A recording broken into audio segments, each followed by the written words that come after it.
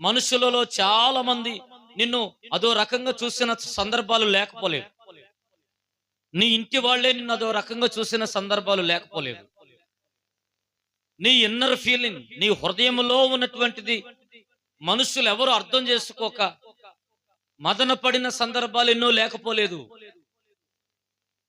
అందుకే కన్నీళ్ల ప్రార్థన మన హృదయానికి ప్రశాంతతను తీసుకొస్తుంది. కన్నీళ్ల ప్రార్థన మన మనస్సుకు నెమ్మదిని తీసుకొస్తుంది. అపవాది చేతులు మన జీవితాలు పడిపోకుండా ఆపగలిగేది కూడా కన్నీళ్ల ప్రార్థనే. అపవాది చేతిలో నుంచి మనల్ని రక్షించగలిగేది కూడా కన్నీళ్ల ప్రార్థనే. ప్రమాదకరమైన పరిస్థితుల్లో అడుగులు వేస్తున్న మన అడుగులను ఆశీర్వాదకరమైన మార్గంలో నడిపించగలిగేది కూడా కన్నీళ్ల ప్రార్థనే. దేవుడు ఏ పిలుపునిస్తున్నాడు?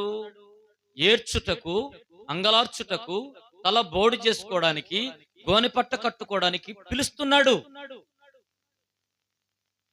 ఈ ప్రార్థన పోయే వాళ్ళందరూ ఓరక కన్నీళ్లు గార్చి ఏడ్చి ఏడ్చి ఏడ్చి ఏడ్చి ప్రార్థనలు చేసుకుంటారు. ఇంకా ఆడకు పోతేనే ఏడుపమ్మంటే ఆ ఏడుపు ఎందుకు తెలుసా?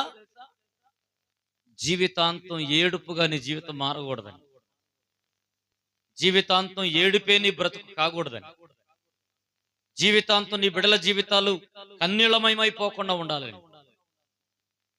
అందుకే బైబిల్లో ఉంది,